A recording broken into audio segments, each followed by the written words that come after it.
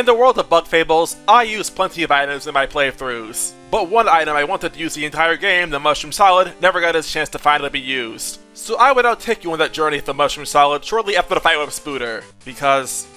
Spooter. I've already made it a habit to fight Spooter without using medals in the past, so this is really nothing out of the ordinary for me. If you want to Tornado Toss, use Tornado Toss. If you have to heal, use your items. There's not much strategy here. You beat him down and just never let up. Yep, that's right. For the longest time, Phantom A has been your boy Guzma. And now that I just blown your mind, let's begin Chapter 2. Grinding is unnecessary this early in the game, even though I would benefit from having Heavy Strike, but consistent guarding gets us plenty far against the Wasp Trooper here. Before venturing, however, into Chapter 2, I went to cook some items with the leftover items I had from Chapter 1. And I was surprised to realize that Mushroom Solids restore 8 HP to 1 bug, which is surprisingly decent because it also heals poison. I'm not going to be cooking that many items throughout the adventure, but if I ever need this item, it's good to have it. Now, Arya was not a boss that I was really worried about. In fact, the gameplay from this boss fight is also in my no medals, no items challenge. That's to say that this boss fight was done completely itemless.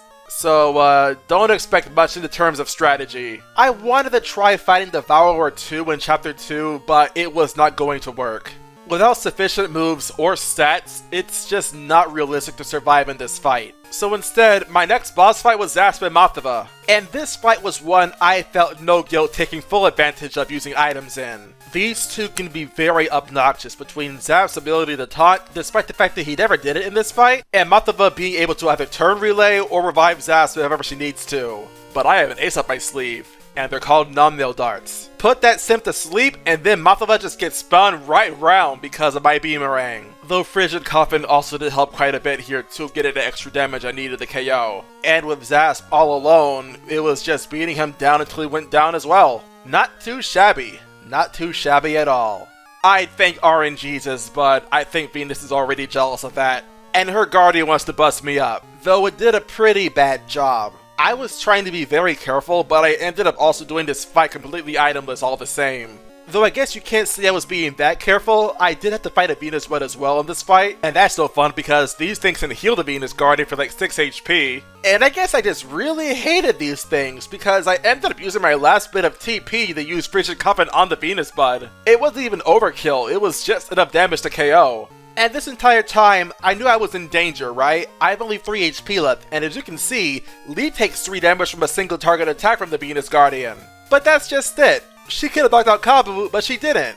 At least, not until after she allowed Kabu to put the Venus Guardian in the range for a lethal to a KO. So Chapter 2 saw me get pretty dang lucky. Starting Chapter 3 now, and our first target is Mr. Scarlet. I don't really know why I'm fighting him now, because I could always just come back here in Chapter 6 with like Queen Elizabeth II, because Royal Decree would be great here, and it isn't like I could use any medals anyway, so my Crystal Berries are completely useless. But I guess I just really wanted Shoring Stash as soon as possible. Anyway, this fight was where my massive surplus of magic seeds from Chapter 1 really came in handy, because poor Lee got knocked out a little too early for my liking, and I really want to gamble on Frigid Coffin for about halfway through this fight. Though it would take 3 uses of Frigid Coffin to get even 1 freeze on him. At least by the 3rd usage, your luck would have to be like extremely bad not to get it. But I do still expect better from 90+% odds. So I have 11 HP left, I still have 1 whole turn of freeze left over, and I decided to spend my time using both an Abomination as well as a Leaf Salad shortly before. This way, Kabu survives just barely, and Mr. Scarlet just barely gets knocked out because of the additional damage from being frozen. I mean, I could have put V in the front, use a Honey Drop, relay a turn to her, and then use 2 Tornado Tosses, but then we get no explosions, and that would be no fun. Besides, I can always make more. The Bandit and Wasp ambush was also pretty simple. I was contemplating using an Abomination, but figured it was not really worth it here. I didn't know it at the time, but this decision very much did pay off later. For now though, there's a Honey Nation that we have to deal with first. And this was a fight I did on hard mode, without using items. It's safe to surmise that this fight was mostly using either Tornado Toss or using Dash Through if there were Obama Honey spawned. One thing's for sure though, you can't say we were stuck on a Honey Nation. Not at all. Interesting fact, by the way, did you know that if you beat B33, you can actually unlock the shop without having to talk to the shopkeeper? Beating this game itemless taught me that. Anyways, now we get B33, and I have made a mistake in my judgment with this fight. The fact that I'm not allowed to use medals in this challenge means that I can't use Leap's break skill here. It would have been a good idea to bring some burly bombs instead to substitute, but I didn't think ahead. As a matter of fact, most of the time, I'm just using items I scavenged throughout my playthrough. It's not really a rule, I'm just really lazy, and I only really make items if I know a fight would otherwise just be really annoying. Yeah, how's that for character development? I don't even consider B33 annoying anymore. Anyways, TP consumption is crucial here. Because I can't boost up V to be an absolutely feral attacker, most of this fight became V using Tornado Toss, and then following up with Kabu using 2 Horn attacks. Wait, Horn attacks? What is this, Pokemon? Anyways, this game plan becomes a lot more potent once B33's defense is permanently dropped. Because then, Tornado Toss can be used from either the middle or the back, meaning Kabu can be in front. And on occasion, I'll try using Frigid Coffin as well. Because if that works, then Hurricane Toss does a lot more damage, and the fight itself becomes considerably shorter. There was also a Sweet Shroom I used because they needed the extra TP and HP. Like, it stands to reason, we don't want V to get knocked out. If she goes down, we just lose. Magic Seeds or no, I don't want to waste time. A few items were consumed, but nothing really substantial. Heck, I still have my Mushroom Solid. And that ends Chapter 3. I hear Chapter 4 calling my name. But before venturing into solving the mystery of the Lost Sands, I want to try Mother Chopper first. So the magic seeds I stockpiled from Chapter 1, this is where they start to really pay off. Without medals, or the freedom to use Kabu's taunt as much as I like, I have to be very careful about not only super blocking everything, but also keeping my HP high. And I mean very high, because if my HP is basically at anything that's not max, Mother Chopper when buffed and spitting her hard seeds can be an absolutely lethal weapon. You can see for yourself here how both Leaf and Kabu are relatively healthy, but they take 3 damage per hard seed, and Mother Chopper, she spits out like 3 at a time. So magic seeds here became extremely handy. Leaf was also my best attacker here by far, factoring in range, attack power, and TP cost. So reviving him when necessary was pretty important. At around 17 HP left though was where this fight started getting really scary, and I had to make a pretty dangerous gambit if I wanted to survive. I had only just enough TP to use Bubble Shield Light on V, and then I let rip my Abomination. Yeah, this is where saving it from the Banded Wasp ambush finally came into play. I was able to do a little more damage with V's Hurricane Toss, but then the freaking thing tried using its hard seeds against V. And if she did it twice in a row, well, I just lost the fight. Fortunately, she did it only once, and then she used her Sleepy Spores. So I was then able to revive Kabu, dash through, and take her out. For full-on transparency's sake though, I did have a death here. That may be important to some people, so I figured I may as well mention it. But will I have to say anything similar about Broodmother? Well, it didn't take very long to see some midgets be summoned, and that means every time I attack Broodmother, I'm taking retaliation damage. For this reason, it's important that every hit I try to get off counts. I tried to slow down how much damage I'd be taking every turn by using a Sleep Bomb, but it didn't really help for Broodmother. It did sedate one of her midgets though, which is nice. Outside of Bubble Shield Light, it's actually really difficult to keep V alive and healthy, though this is a byproduct of having V in the front to attack. I ended up using a Nendo Dart in this fight too to put Broodmother to sleep, and it actually worked. By now this fight was getting very down to the wire. Everyone's HP is low, especially mine, but Broodmother's HP was also notably very low, being that it was only at 10 left. And I have only 3 items left, a Magic Seed, my trusty Mushroom Solid, and an Abomination. And it almost was not enough because the midgets that Broodmother summoned were trying their hardest to not let me heal. But some decent blocks, and some clean super blocks if I may say so myself, gave me just the opening I needed to close this fight out and win. Bubble Shield Light plus Abomination does 10 damage to everybody except to Leaf, and we win by the skin of our teeth. I'd say we got lucky, but luck had nothing to do with it. That was just me being good at the game. So let's try a boss fight. That's almost primarily luck. Yes, it's time for Carmina. Not much here is really within my control, aside from using items of course. And I found quite possibly the one and only time I will ever use an item to heal poison status. And with berry juice no less, so that was funny. Anyway, most of this fight was just relaying turns to Kabu, and occasionally using her TP to get some extra damage if possible. I got Frigid Coffin to freeze 2 out of 2 times, which was pretty good, and that means Hurricane Toss is preferable. But beyond that, despite the events that this fight can sometimes trigger, it was a pretty uneventful fight, all things considered. V did suffer a KO though, and at some point, I was left with only nothing but a Mushroom Solid, which at this point, I'm surprised I haven't used this yet. I should probably do something about that soon. I don't want to hurt its feelings if you catch my drift. Kinda like how Kabu does not want to hurt us, even though he doesn't really have a choice. Though to his credit, he's pretty dang good at it. Part of it was my fault, thinking I had to super block everything when it really was not necessary, and missing one critical block just meant that I would get knocked out, but physical pain can heal. Kabu in this fight, however, wounded me in a way that will never heal. He hurt me emotionally by taunting me. Wouldn't you know it, this guy taunted Leaf 3 freaking times in a row when I ran out of using my Numbnail darts. I was absolutely ready to use this Mushroom Salad to heal myself, but I couldn't do it. He just would not let me use it, and before I knew it, I was dead. Now that's some BS if I ever saw it. My second attempt meanwhile boiled down to just not being stupid and not letting V get knocked out early. I wish this could have been a single attempt victory, and it almost was, but Kabu just refused to let that happen. My god, that's annoying. Like, you don't see sending PC being this freaking rude, what gives you that excuse? Actually, no. You have the excuse of being basically forced to fight your friends, but Sen and PC, they're just really bad at being villains. Once again, this is a fight I managed to do completely itemless. Most of what I did was just use my Understrike skill whenever necessary. And necessary happened a lot here. There were some times I used my Tornado Toss skill, but not that often. The fight itself looked close, but remember, I have items I was able to use, it's just I had no reason to actually use any of them. And we'll probably see less items being used now that we have access to our sharing stats skill. Now back to the actual adventure with Astopheles. Relay turns to Kabu, basic attack, guard when necessary. This fight does not even allow you to use items anyway, so there really isn't much to it. Dune Scorpion was also a piece of cake. Kabu's Heavy Strike just does wonders here, and sometimes if I really felt like it, Frigid Coffin would also be pretty helpful. All around, very easy. And this sees us finally encounter the Watcher, a boss I am rearing and ready to poke his eyes out. Basic attacks with the occasional Frigid Coffin and maybe some Tornado Tosses were all I really needed here. All around very basic and very easy to do. Though easy may not be the right word here because, let's be honest, everyone's afraid of being frozen. But me, I mastered my fear. Around halfway through though, when the Watcher gained times to attacking status, I really turned up the heat. Freezing the Watcher solid and then using, say, V's Tornado Toss seems like a very smart idea. You know, the less time the Watcher has tussle status, the better.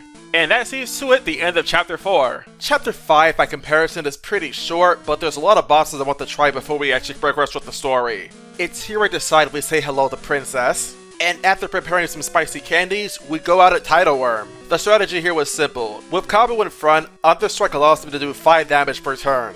After 2 Understrikes, we're able to KO the tail. Then on the following turn, I'm able to go ahead and just buff both Leaf and V with using spicy candies on each a piece. And then Frost Relay, which allows us to do like 35 damage. But that's only when Tidal Worm doesn't have defense. When he does have defense, our damage is reduced quite a bit. 19 is still quite a lot, but compared to taking a collective 12 damage across our entire party, it really isn't that great. It didn't help that basically up until both V and Leaf got knocked out, Tidal Worm did nothing but the Bubble Jet. Makes me really wish I thought ahead and brought a Burly Bomb, but alas, I didn't. But you know, it's no big deal. I still have my HP regeneration, and Tidal Worm has only 5 HP left after this turn. You know, Kabu does 3 damage, Princess does 2, we're chillin', and then he summons a freaking Water Strider. And the Water Strider just refuses to let us attack Tidal Worm.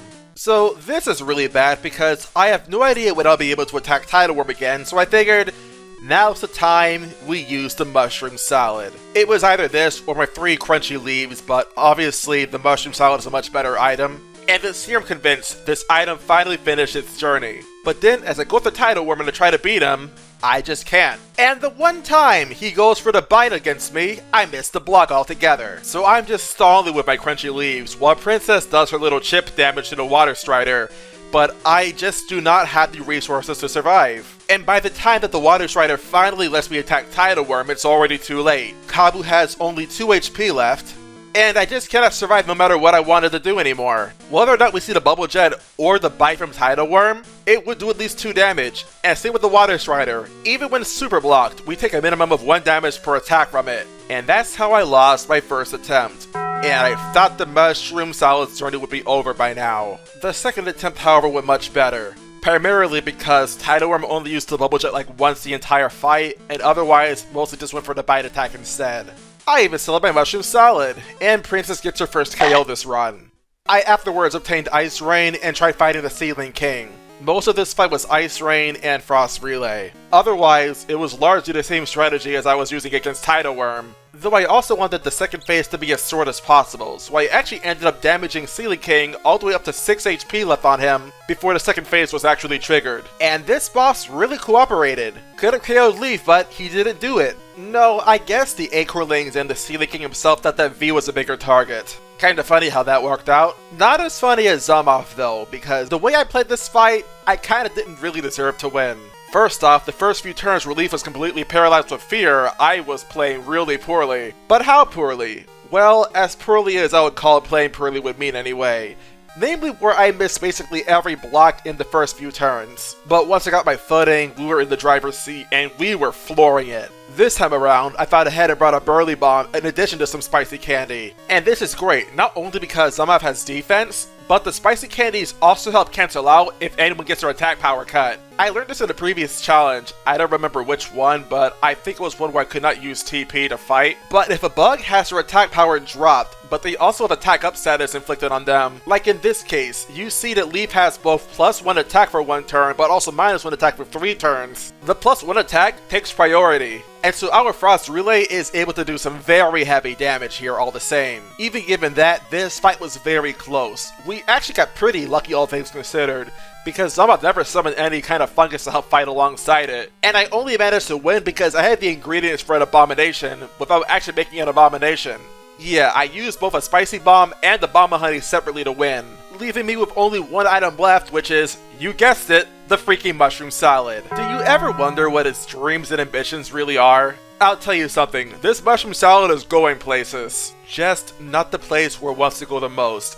Into my belly. But I promise you, one day I will devour you, and it would not be from Devourer. Since I have so many more options to fight now thanks to Burly Bomb, Spicy Candies, and Frost Relay, this fight was basically over in a flash. No particularly bad luck managed to befall us here, and so after an Ice Rain, Frost Relay, and then a basic attack from Kabu, we were already done here. It helped that the blast radius from using the Burly Bomb also managed to reduce Devourer's defense for 3 turns, not just 2. Never thought I'd use that in a challenge run, but first time for everything. And speaking of first time, I fought the beast and beat it first try on hard mode. But once again, with no items. Ever since I fought this boss blind with hard hits by accident, I am not really afraid of this boss. It tried to be problematic, basically going for a lot of healing attacks like biting me, maybe spewing out poison, but it really did not worry me at all. It tries to poison me, I have Sharing Stash. It tries to burrow underground, we have Leaf to drag it back up. It has defense, Kabu ignores 1 point of defense with his basic attack. So we're sitting really pretty. And when his HP drops to 10, well, Kabu can do very well because of how much HP he has left. And after breaching like a dolphin, we end up knocking him out once and for all. At least until the next Bug Fables challenge, whichever that may be. Speaking of which, if you're enjoying this video, I suggest watching this video afterwards, and maybe leaving a like, because after we reach 200 likes in this video, I have a certain challenge in mind that I want to do. I think you'll enjoy it, but let me know by liking the video here later. For now though, we have a date with Riz. This fight felt long, and it also felt like it really dragged on. So much so that I was starting to miss some really bad blocks, like from attacks to let me either inked or frozen. We still managed though because Sharing Stash is a fantastic move this late in the game, and admittedly I was pretty miserly with my TP usage as well. We managed to win pretty handily though, and we came out just fine. Now we're infiltrating the Wasp Hive, and as we're making our way through, I find this poor ant who's been in prison and is starving to death. She looked hungry, like she really could use something to eat. And it was here I reasoned that this is where my Mushroom Solid would be put to best use. Feeding the poor, cold, and trapped ant who is awaiting being rescued. The Mushroom Solid then turned back to me and it said, "Thank you, Aaron. Thank you for fulfilling my wish of being devoured." And we parted ways with mutual understanding, accepting that this was the best course of action. Farewell, Mushroom Solid. I'm sorry I cannot eat you, but know this much at least, you will be loved by this one ant. Farewell, my friend. And as I approach Jade, and I prepare myself to fight General Ultimax, I then realized that they're selling mushroom salads in this place, so I may as well buy another one. This one's not as special, but it's still a mushroom salad, so I figured it may as well fit the bill. Then came out Ultimax, a boss I refuse to take seriously. We have very powerful spread options in both using our Ice Rain and Dash Through skill, so we were able to just run circles around this fight. It was simply no contest. Though Chapter 6 is where the heat gets turned up a lot, both from my end and from the end of the bosses we combat. Thanks to the presence of Elephant II when we fight the Primal Evil, I invested more in Burly Bombs this time around, largely because a lot of bosses we'll encounter now have defense. So we're able to Royal Decree and then Frost Relay, which are skills that work really well together, and so after 2 Frost Relays and then a Frozen Drill, although it's really levels of Weevil, which would go down pretty easily if we're being honest. Yeah, most mini-bosses and bosses really would not be very much worth talking about. Bounties though are as hard as ever, and next up is False Monarch. Positives: this boss has 0 defense naturally, so Frost Relay is fantastic. Negatives: this boss can heal itself using its Moth Lies. It also has some skills that could reduce your attack power by 1. So when that happens, Frost Relay isn't the most preferable move to use. False Monarch charging for a really strong attack which also increases defense by 1 can also be really annoying for us. Really, it makes me wish I had some magic seeds left over. On my first attempt, which means yes, I did lose to this fight, I ended up having only Leaf left to be conscious, and he wasn't able to close the fight out. It was my fault though, I wasn't really thinking all the way through this. I figured I got the freezes on the Moth Lives with Ice Rain, I didn't want them to get broken out of it by attacking them again. But if I thought this through just a little bit more, I would have realized that the fact that they were frozen means that one more hit from Ice Rain would mean they're KO'd. So like, I had this opportunity where I could have just used 2 more Frigid Coffins and won the fight, but because I didn't actually KO the Moth Lies, I ended the fight with a loss. So I tried again, and something I realized also was just how, even though I have 12 HP total, if False Monarch really wanted to, he could easily knock out one of my bugs in a single turn. Like right here, he managed to drop V from 12 HP, which is her maximum, all the way down to 0. It wasn't that bad though, since A, she was unboosted unlike Leaf, and B, I have Cobble to be able to use Pep Talk here. But still, that's scary. And V got knocked around and rocked really hard throughout this entire fight. I am almost surprised that she didn't get knocked out thrice. And after using oodles of Jade Stews and using tons of Frost Relays, we managed to win on the second attempt. A pretty brutal showing, but at least we managed to have a happy ending. But unlike in real life or on this channel, there is always more show. In fact, let's give the termites a good show in the Termite Coliseum. My exploration points are actually lined up, whereas I'm able to level up after I take out Cross and Poi. But we must go in order first. The 4 second landers went down to an Ice Rain and then a couple of basic attacks on the Mimic Spider. Cross and Poi meanwhile fell victim to an Ice Rain, then a Frost Relay on Poi, and then a Frozen Drill on Cross, and then a Frigid Coffin to end the fight.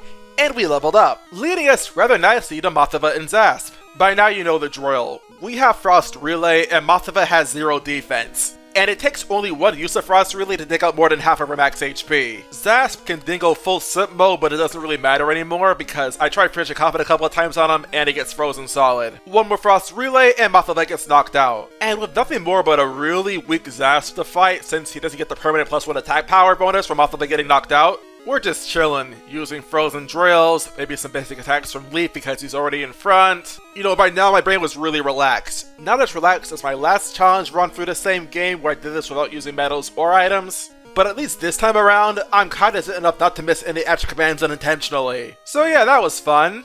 And there's one more bounty boss to look at, the Peacock Spider.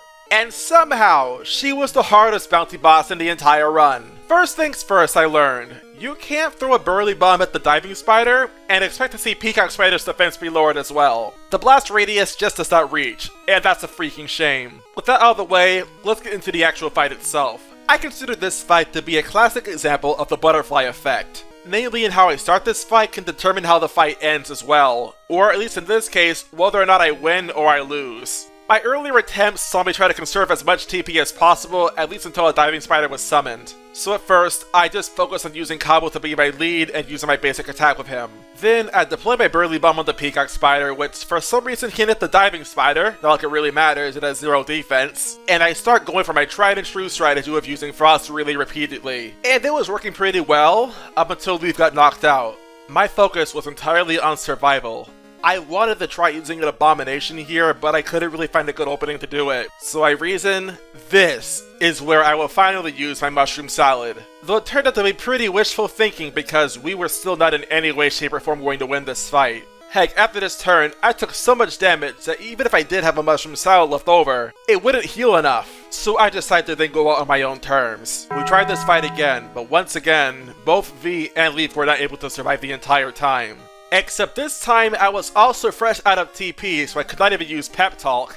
And Peacock Spider still had 3 HP left, with the Diving Spider now being protected from my abomination. At this point, I said screw it, put Kabu in the front, use his basic attack, and then I decided let's use Leaf's Frigid Coffin skill instead. We set up with our Spicy Berry, Burly Bomb, and then we just proceed to spam Frost Relay. I found myself in this situation where once again, I could very easily get knocked out by a stray attack from the Diving Spider, so Bubble Shield Light was very attractive here, and despite the Peacock Spider having only 12 HP left, what's important here is that the Diving Spider is now weakened enough. So after the Ice Rain, I realized then that I can actually win on this turn. I relayed the turn back to Kabu, I had Leaf use the Abomination, and then I'm able to put Kabu in front and attack the Peacock Spider one last time to knock her out. Man, I love explosions. I feel like I'm Michael Bay. Now outside of the post game, there are no more optional bosses, so let's try fighting Ultimax Tank. And if you've been paying attention, you should know exactly what happens here. Burly Bomb, Frost Relay. At this point, you should be used to it. Though a few turns in, V did get knocked out, but we were still sitting pretty.